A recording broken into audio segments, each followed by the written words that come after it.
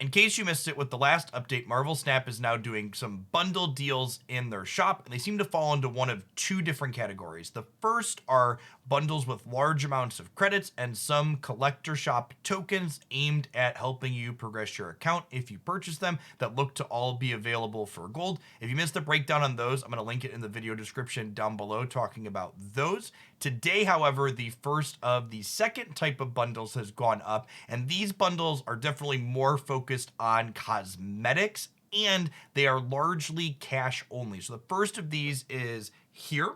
We have the Hearts Wild bundle here that includes a variant of Gambit, a variant of Rogue, and then 1,500 credits. In USD, it's available for $29.99. Now, the first question everybody has about these for newer players is, yes, if you are missing Rogue and Gambit in Marvel Snap, you will gain access to those cards, being able to play these variants when you purchase this bundle.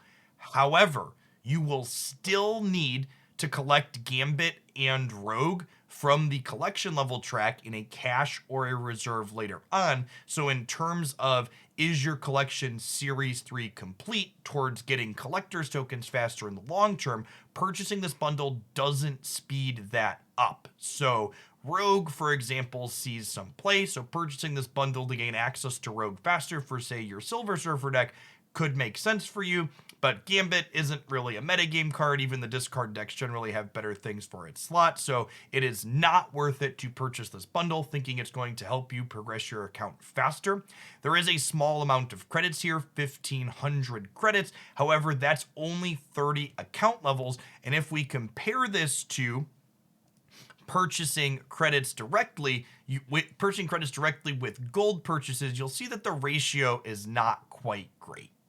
Let's explain what I mean by the numbers here. The credit to dollar ratio is me comparing how much money you're spending, in this case in the Hearts Wild bundle, $29.99, to how many credits you are getting, compared to the normal ratio that you would get if you bought 100 USD in gold and then turned that gold into credits using the shop every day. So it's actually half as efficient to acquire credits through the Hearts Wild bundle compared to spending gold into credits directly in the shop. And I think that's intentional. This Hearts Wild bundle and the other ones that we're going to scroll through here in a second definitely appear to be cosmetically focused bundles. They're not aimed at progressing your account like the bundle that we went over previously in the Cyber deal. These are bundles that are here for collectors or people that appreciate specific cosmetics or for specific characters and want to get specialized, unique versions of those. So the second one here, and these other ones are data mines, so they are subject to change as noteworthy, but in the game file so far,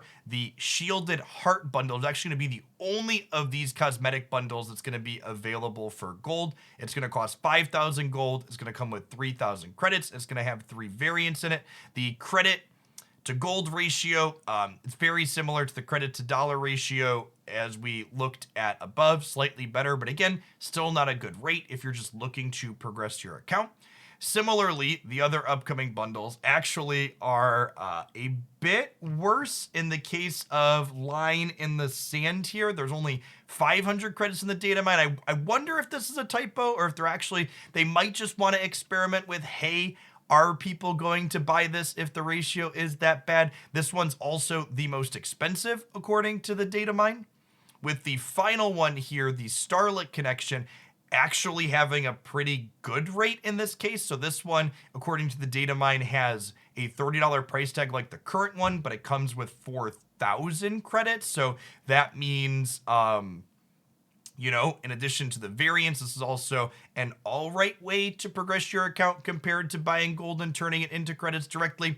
It's also worth noting that compared to bundles like the Cyber deal that are always going to be running, looking to be about twice a month, none of these, even this final one, are a particularly good rate in comparison. If your only goal is progressing your account, you're definitely going to want to save your Marvel Snap purchases if you have the spending money for that, for those bigger packages that include collector tokens. However, if you're someone that appreciates the art in these and you want to spend money to get specific art pieces, that definitely seems like the goal of these packages is exactly that.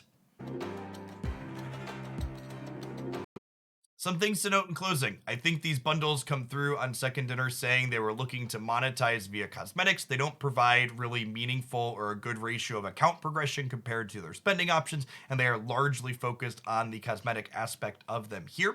Something else I'd like to note, because I know I'll get a ton of comments on it if I don't, there was actually a pricing error in the Steam client for the Rogue and Gambit bundle to start. So some people got it for just 20 USD. It is $29.99 or $30 everywhere now, though. That pricing has been fixed. So if you hear some people talking about, well, this bundle was $20, it was for a brief moment and has since been corrected to Second Dinner's price point.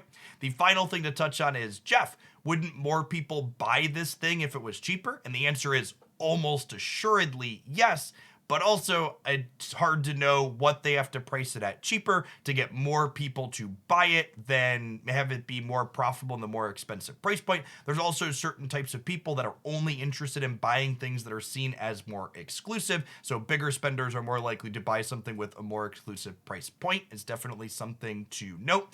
It's also curious to note, or worth noting, that there's a lot of different credits and price points for these bundles, both gold and cash. Second Dinner almost assuredly doesn't know what an ideal price point for these things are, and it definitely looks like they're going to be testing the water based on the data mine to see which ratios get them the most people churning in some dollars to get these sweet cosmetics.